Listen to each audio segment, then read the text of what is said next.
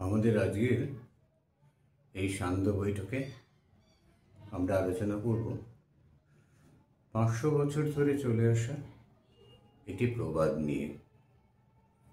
প্রবাদটি আর কিছুই না, আর্থিক দুর্দশা সংক্রান্ত। এই প্রবাদে বলা হয়েছে যে, সর্বক্ষেত্রেই বলা হয়েছে, লাগে টাকা দেবে গৌরী সেন। কিন্তু কি গৌরী সেন? আমরা গৌরী সেনকে চিনি?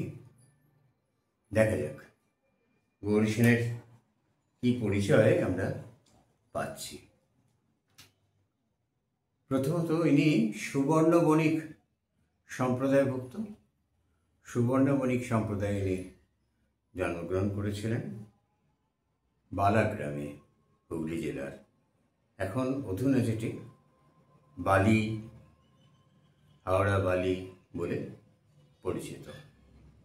এর পিতৃদত্ত নাম ছিল গৌরী শঙ্কর সেন, মতান্তরে কেউ কেউ বলে গৌরীকান্ত সেন।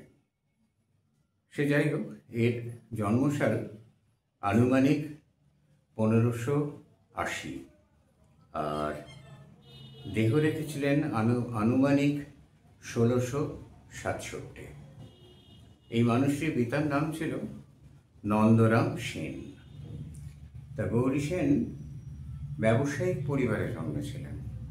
সেখান থেকে তিনি ব্যবসাপত্র করে মোটামুটি ভালো, খারাপ রোজগার ছিল না, এবং পর্তুগিজদের সঙ্গে এর একটা সখ্য তৈরি হয়েছিল। পর্তুগিজরা যখন ব্যান্ডেল চার্চ করলেন, তখন এই ব্যান্ডেল চার্চে মাত্র 19 বছর বয়সে গৌরী সেন দেওয়ানের কাজ পেলেন। এরপর যখন ক্রমশ বাংলায় মুসলমান আধিপত্য বাড়তে থাকে, গৌরী সেন কলকাতায় এলেন এবং এসে তিনি বড়বাজার অঞ্চলে ব্যবসা করা শুরু করলেন তার এক পুরনো পরিচিত বৈষ্ণব চরণ শেঠের সঙ্গে। নানা ধরনের ব্যবসা, রেশমের ব্যবসা, কাপড়ের ব্যবসা, শস্যের ব্যবসা, ধাতুর ব্যবসা, সব নিয়ে বেশ ফেঁপে ফুলে উঠলেন দুজনেই।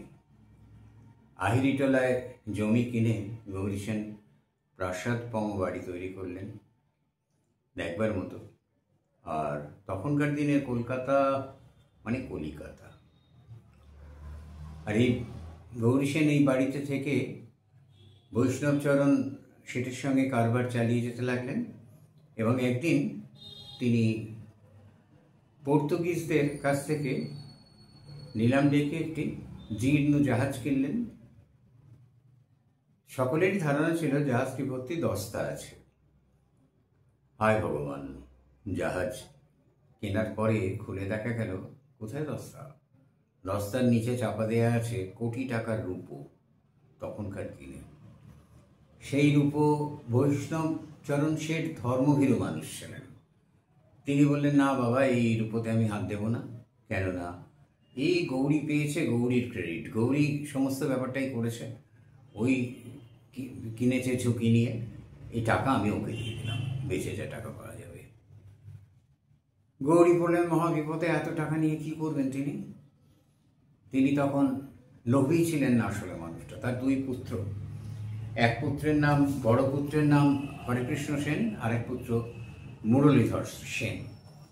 তো এই গৌরী এইবার দানবীরে পরিণত হলেন, ধ্যান ধান শুরু করতে লাগলেন। তিনি প্রচুর পরিমাণে কন্যাদায়গ্রস্ত পিতা তো বাঙালির মধ্যে চিরকাল আছে, চিরকাল থাকবে। কন্যাদায়গ্রস্ত পিতা, রাজোদ্ধারে রাজোদ্ধারে মানে অসহায় হয়ে পড়া মানুষের সংখ্যাও বাংলায় চিরকাল ছিল, চিরকাল থাকবে। এই সমস্ত মানুষদেরই অকাতরে দান করতে লাগলেন। সেই জন্য লোকে তখন বলতে আরম্ভ করলো, ও মেয়ের বিয়ে আটকে গেছে, আরে গৌরীর কাছে যাও, গৌরী দিয়ে দেবে টাকা। গৌরী দিতেন। ব্যান্ডেল কথিত আছে একটা মতে যে ব্যান্ডেল চার্চের জমি গৌরী সেন দান করেছিলেন। তো বিষয়টা বোধহয় সম্ভব নয়, ঠিক নয়, জানি না আমি। ইতিহাস তো অনেক পাল্টে যায় এবং অনেক প্রমাদ তৈরি হয়। আসলে ওই সেই সময়ে যে ঘটনাটা ঘটেছিল সেটা হলো যে শাহজাহান ফাদার ডাকরুজকে হাতির পায়ের তলায় ফেলে দিয়ে মেরে ফেলতে চেয়েছিলেন, কিন্তু অলৌকিকভাবে ডাকরুজ বেঁচে যান। ফলে শাহজাহান ভীষণভাবে মুগ্ধ হন এবং হয়ে ওই ব্যান্ডেল চার্চ করার অনুমতি এবং জমি দান করেছিলেন। এরকম একটা মতবাদ কথিত আছে। ব্যান্ডেল এটা পর্তুগিজ শব্দ, শব্দটার অর্থ জাহাজের মাস্তুল। ব্যান্ডেল চার্চের চূড়ো দেখে জাহাজের মাস্তুল, জাহাজ দিক নির্ণয় করত, সেই জন্যে জাহাজিরা একটা আস্ত মাস্তুল ব্যান্ডেল চার্চকে দান করে। সেই থেকে ওই চার্চটির নাম ব্যান্ডেল চার্চ। আর গৌরী সেন, তার কথা তো বললামই। এইরকম আরও অনেক নায়ক আছেন যাদের নাম আমরা শুনি ইতিহাসে, বাঙালির ইতিহাসে 500 বছর 700 বছর ধরে শুনে আসছি, অথচ তাদের বিষয়ে বিশেষ কিছুই জানি না। আসুন আমরা আস্তে আস্তে বিষয়গুলো জেনে নেবার চেষ্টা করি।